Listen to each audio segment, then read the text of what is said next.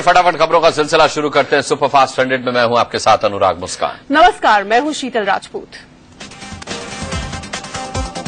उत्तराखंड और नेपाल में हो रही भारी बारिश से यूपी में बाढ़ का संकट गहरा गया है। कई नदियां उफान पर हैं, जिससे 500 से ज्यादा गांव बाढ़ की चपेट में हैं। बाढ़ से कई लोगों के मारे जाने की खबर है और सैकड़ों लोग लापता हैं। बहराइच के महिपुरवा इलाके में 6000 से ज्यादा लोग बाढ़ के बीच फंस गए हैं, जिन्हें सुरक्षित निकालने के लिए एनडीआरएफ और पीएसी की टीमें लगी हुई हैं। फंसे लोगों को निकालने के लिए हेलीकॉप्टर भी भेजे गए हैं। बहराइच में बाढ़ ने भारी तबाही मचाई है। बाढ़ से अब तक 17 लोगों के मारे जाने की पुष्टि हुई है और सैकड़ों लोग लापता हैं। जिले के दर्जनों गांव बाढ़ की चपेट में आ गए हैं। बाढ़ के कहर से लोगों में दहशत का माहौल है। नेपाल में हो रही भारी बारिश ने भी यूपी में मुश्किलें बढ़ा दी हैं। मोहना नदी और करनाली नदी के उफान से यूपी के लखीमपुर खीरी में बाढ़ के हालात पैदा हैं। बाढ़ के कहर से लोगों में दहशत का माहौल है। नेपाल में हो रही भारी बारिश ने भी यूपी में मुश्किलें बढ़ा दी हैं। मोहना नदी और करनाली नदी के उफान से यूपी के लखीमपुर खीरी में बाढ़ के हालात पैदा हो गए हैं। बाढ़ के पानी से लखीमपुर खीरी के निघासन और धौरहरा तहसील के दर्जनों गांव जलमग्न हो गए हैं। सैकड़ों लोग घरों को छोड़कर सुरक्षित जगहों का पलायन कर चुके हैं। नेपाल से छोड़े गए पानी का कहर यूपी के बलरामपुर में भी देखने को मिल रहा है। जिले के करीब 150 गांव में बाढ़ का पानी घुस चुका है। राप्ती नदी खतरे के निशान से 40 सेंटीमीटर ऊपर बह रही है। मेरठ में भी बाढ़ से हाहाकार मचा हुआ है। गंगा नदी में आई बाढ़ की चपेट में हस्तिनापुर के कई इलाके आ गए हैं। सड़कें और गलियां सब समंदर सी नजर आने लगी है। बाढ़ में हजारों एकड़ फसलें तबाह हो गई। उत्तराखंड में हुई भारी बारिश का असर मुजफ्फरनगर में देखने को मिल रहा है। यहां सोनाली नदी उफान पर है और कई इलाके बाढ़ की चपेट में आ गए हैं। सड़कों पर पानी भरने से आवाजाही मुश्किल हो गई है।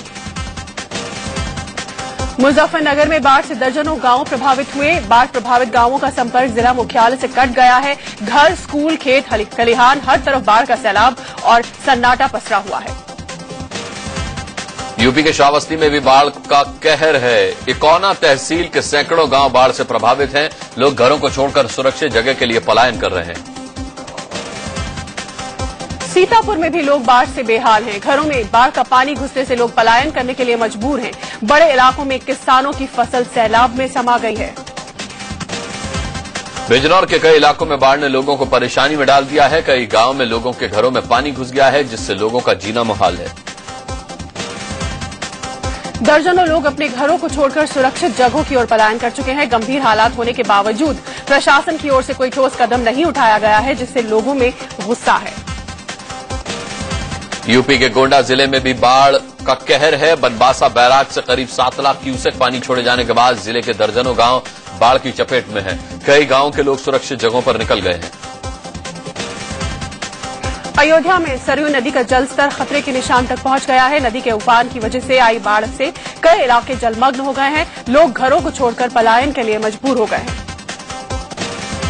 उत्तराखंड में भारी बारिश, बाढ़ और भूस्खलन से मरने वालों की तादाद 56 पहुंच गई है। पिछले 3 दिनों में 18 की मौतें हुई। गढ़वाल मंडल ने बारिश ने ज्यादा कहर बरपाया है। हालात से निपटने के लिए सरकार के इंतजाम नाकाफी साबित हो रहे हैं। उत्तराखंड में लगातार बारिश और बाढ़ का कहर जारी है। हरिद्वार के श्यामपुर इलाके में देखते ही देखते एक मकान गंगा की उफनती लहरों में समा गया। गंगा के उफान से लोगों में दहशत है। कई इलाकों में बाढ़ का पानी घुस आया है। गंगा के उफान की वजह से हरिद्वार के कई इलाके बाढ़ की चपेट में आ गए हैं। सारे खेत खलिहान तबाह हो चुके हैं। गंगा का पानी गांव में घुस गया है। सड़कें पानी में डूब गई हैं। लोग घुटनों तक पानी में सफर करने को मजबूर हैं। हरिद्वार के कई इलाकों में बाढ़ आने से लोग दहशत में हैं। गंगा के उफान की वजह से कई जगह सड़कों पर पानी भर चुका है, जिससे लोगों को आवाजाही में परेशानी का सामना करना पड़ रहा है। उत्तरकाशी में भारी बारिश से लगातार भूस्खलन हो रहा है। भारी भूस्खलन से गंगोत्री हाईवे बंद हो गया है। हाईवे बंद लोगों में आवाजाही की परेशानी का सामना कर रहे हैं। पौड़ी जिले के यमकेश्वर ब्लॉक में आई आपदा के पीड़ितों को ऋषिकेश के वेद निकेतन में रखा गया है। आपदा पीड़ितों को राहत कैंप में तो रख दिया गया, लेकिन उनके खाने पीने के लिए ठीक से इंतजाम नहीं किए जा रहे।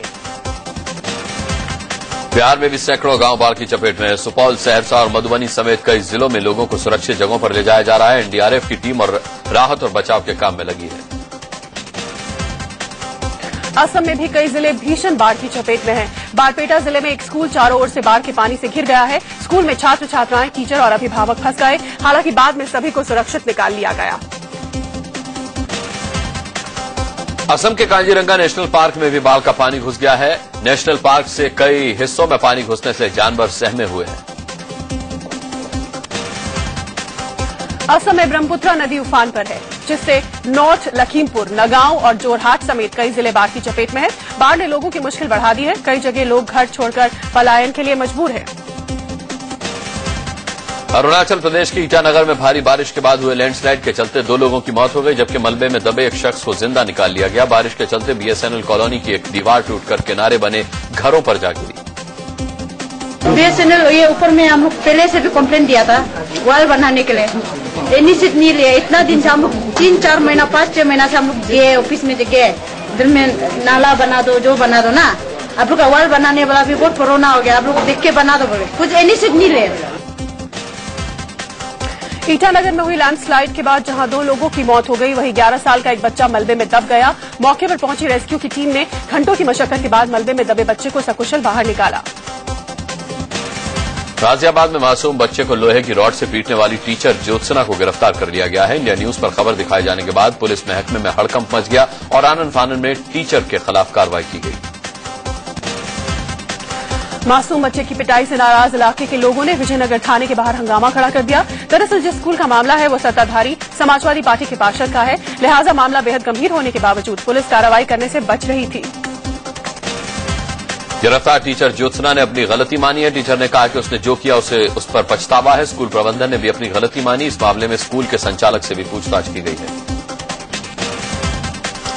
दरअसल महिला टीचर ने लोअर केजी में पढ़ने वाले एक मासूम की लोहे की रॉड से बेरहमी से पिटाई कर दी।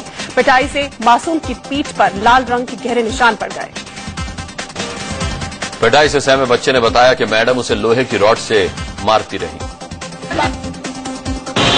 मैंने पढ़ा नहीं था। किस चीज से मारा है? लोहे के डंडे से। बच्चे की मां ने बताया कि स्कूल में बच्चे को कई बार मारा गया, उसे लंच करने से भी रोका गया। 8 बजे से लेकर 10 बजे तक उसे मारा बहुत ज्यादा। उसके बाद पनिशमेंट दे दी और लंच में भी लंच नहीं करने दिया उसे लंच पीरियड में। उसके बाद फिर मारा 1 घंटे तक।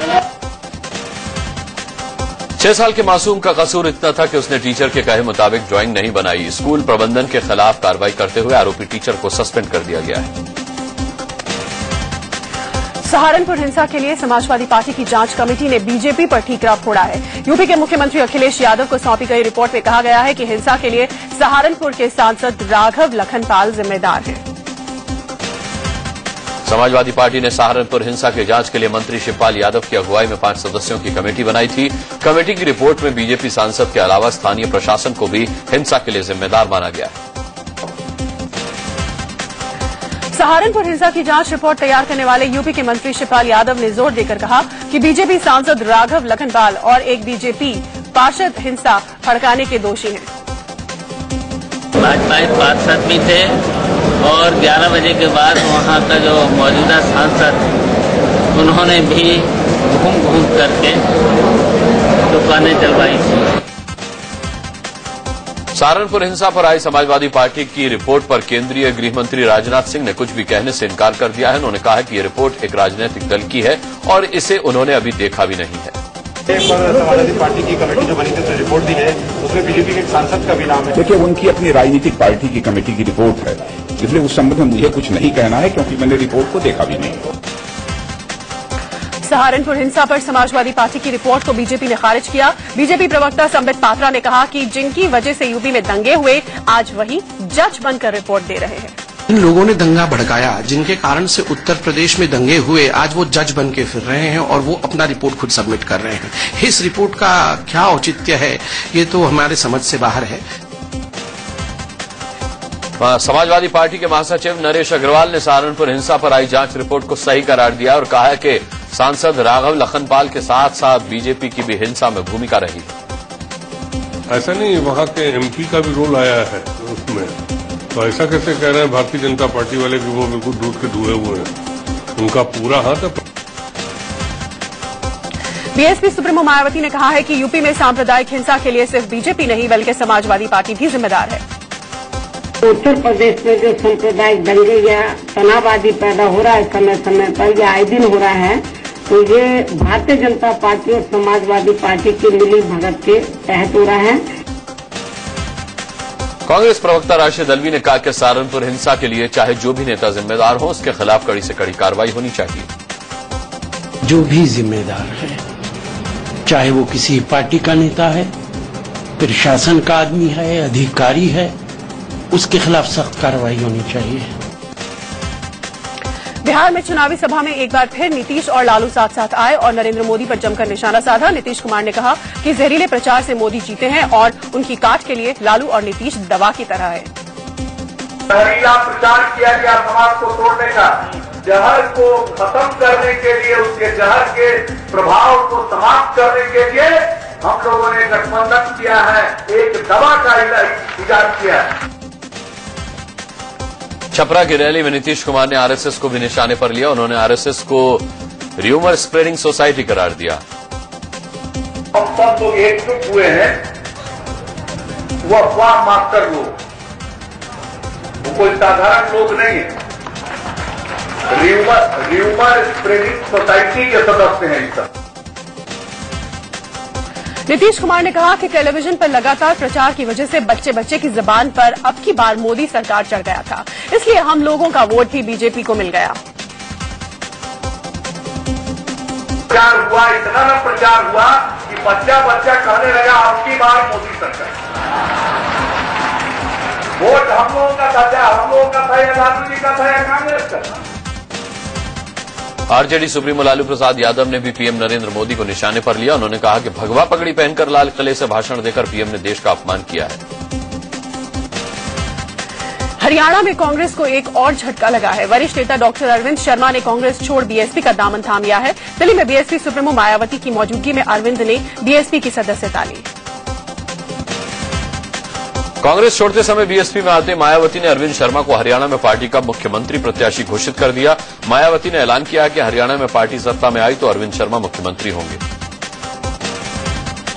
वहीं पूर्व केंद्रीय मंत्री और जन चेतना पार्टी के अध्यक्ष विनोद शर्मा ने हरियाणा की राजनीति में नेताओं के दल बदलने पर कहा कि चाहे कोई नेता किसी भी पार्टी में चला जाए, लेकिन वो जब तक जनता से नहीं जुड़ेगा, उसे लोगों का समर्थन नहीं मिलेगा। किसी के किसी दूसरी पार्टी में जाने से ऐतराज नहीं है, लेकिन मेरा ये मानना है कि जब हम जनता से नहीं जुड़ेंगे, उनकी भावनाओं को नहीं समझेंगे, वो क्या चाहते हैं वो नहीं करेंगे, तो हम जितना भी बोले लोगों का समर्थन नहीं मिलेगा। महाराष्ट्र विधानसभा चुनाव में टिकट चाहने वालों का इंटरव्यू कांग्रेस ने लिया। मुंबई में हुए इंटरव्यू में काफी संख्या में दावेदार पहुंचे। कांग्रेस ने महाराष्ट्र के सभी 288 सीटों के लिए दावेदारों का इंटरव्यू लेने का फैसला किया है। इंटरव्यू 19 और 20 अगस्त को भी चलेगा। लोकसभा चुनाव में कांग्रेस को मिली करारी हार पर सोनिया गांधी और राहुल गांधी को क्लीन चिट दिए जाने से कांग्रेस के कई वरिष्ठ नेता नाखुश बताए जा रहे हैं। नाराज नेताओं का कहना है कि एंटनी कमेटी की रिपोर्ट से ऐसा लगता है कि कांग्रेस की हार का कोई जिम्मेदार ही नहीं है। लगातार चौथी बार बीजेपी अनुसूचित जनजाति मोर्चा का अध्यक्ष बनाए जाने से फग्गन सिंह कुलस्ते नाराज हो गए हैं। बीजेपी सांसद फग्गन सिंह कुलस्ते ने आलाकमान से कहा था कि उन्हें पार्टी में महासचिव बनाया जाए, लेकिन अमित शाह ने उन्हें तवज्जो ही नहीं दी। केंद्रीय गृह मंत्री राजनाथ सिंह लखनऊ में आरएसएस के गुरु दक्षिणा कार्यक्रम में शरीक हुए। इस मौके पर उन्होंने कहा कि वो बचपन से संघ के कार्यक्रम में जाते रहे हैं। यूपी के कैबिनेट मंत्री आजम खान ने मुख्यमंत्री अखिलेश यादव पर हमला बोला है। आजम ने कहा कि यूपी की कानून व्यवस्था को संभालना अखिलेश यादव के बस का नहीं है। समाजवादी पार्टी महासचिव राम गोपाल यादव ने पीएम नरेंद्र मोदी पर निशाना साधते हुए कहा कि बीजेपी को यह गलतफहमी है कि वो मोदी का नाम लेकर फिर जीत जाएगी। रामगोपाल यादव ने समाजवादी पार्टी में अमर सिंह की वापसी को सिरे से खारिज कर दिया। एसपी महासचिव रामगोपाल यादव ने कहा कि अमर सिंह को पार्टी में फिर से लिए जाने की कोई संभावना नहीं। सेक्स स्कैंडल में फंसे अपने बेटे का बिहार के मुख्यमंत्री जीतन राम मांझी ने बचाव किया है।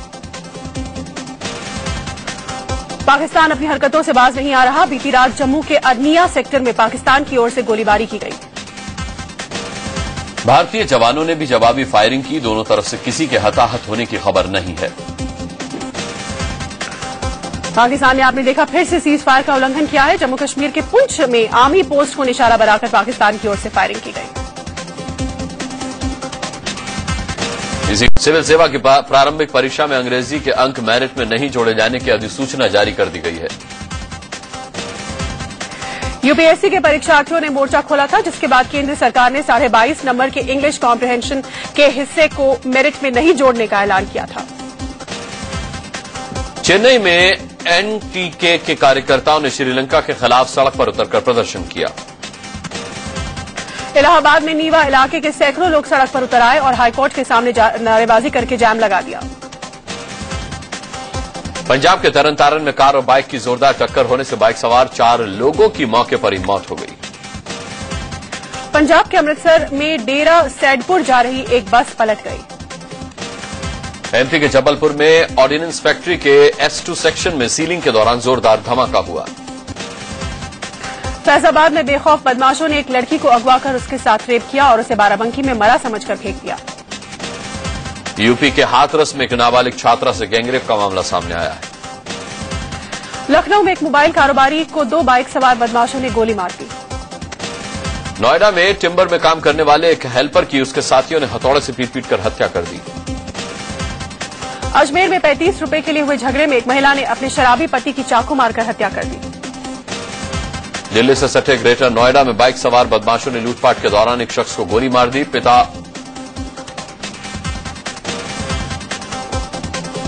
आगे बढ़ाते खबरों का सिलसिला। लोगों के जमा होने पर बदमाश फरार हुए और ये गोली लूट का विरोध करने पर मारी गई थी। महाराष्ट्र के बोईसर में एक नाले में एक शख्स का शव मिलने से हड़कंप मच गया। स्थानीय लोगों ने शव की पुलिस को खबर दी। बिहार के लखीसराय में ट्रेन में डकैती से सनसनी फैल गई। लूट का विरोध करने पर 2 यात्रियों की हत्या कर दी गई। बताया जा रहा है कि लखीसराय के मोकामा क्यूल रेल लाइन के बीच देर रात में बदमाशों ने लूट की वारदात को अंजाम दिया। यूपी के शामली में 2 गुटों के बीच खूनी संघर्ष में एक शख्स की मौत हो गई, जबकि 10 से ज्यादा लोग घायल हो गए। दिल्ली के मंडावली में एक 2 साल का मासूम खेलते खेलते घर की पहली मंजिल से नीचे गिर पड़ा।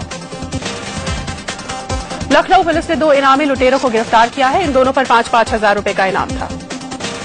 अमृतसर में पुलिस ने लुटेरों के एक गिरोह का भंडाफोड़ किया है। वाराणसी में सुभाष चंद्र बोस के नाम पर बने आजाद हिंद पार्क की सफाई करने पहुंचे स्वतंत्रता संग्राम सेनानियों को दारोगा ने खरी खोटी सुनाई। पूर्व केंद्रीय मंत्री और जनचेतना पार्टी के अध्यक्ष विनोद शर्मा ने अंबाला में द होम स्टोर नाम के एक फर्नीचर शोरूम का उद्घाटन किया। शोरूम के मालिक ने उनका जोरदार स्वागत किया। गोरखपुर में दिमागी बुखार के चलते 2 दिन के अंदर 6 मासूमों की मौत हो गई। गुजरात के छोटा उदयपुर इलाके में एक तेंदुआ कुएं में गिर गया। उसी कुएं में एक सांप भी मौजूद था। लोगों ने कई घंटों की मशक्कत के बाद तेंदुए को चारपाई के जरिए कुएं से बाहर निकाला। यूपी के फिरोजाबाद में बीएसएफ के जवान सत्यश्री यादव के लौटने पर जश्न मनाया गया। मथुरा में ब्रज के द्वारकाधीश मंदिर में जन्माष्टमी उत्सव मनाया जा रहा है। दिल्ली के इस्कॉन टेम्पल में जन्माष्टमी के मौके पर मंगल आरती का आयोजन किया गया। जम्मू कश्मीर के किश्तवाड़ में हर साल चलने वाली मचेल यात्रा शुरू हो गई है।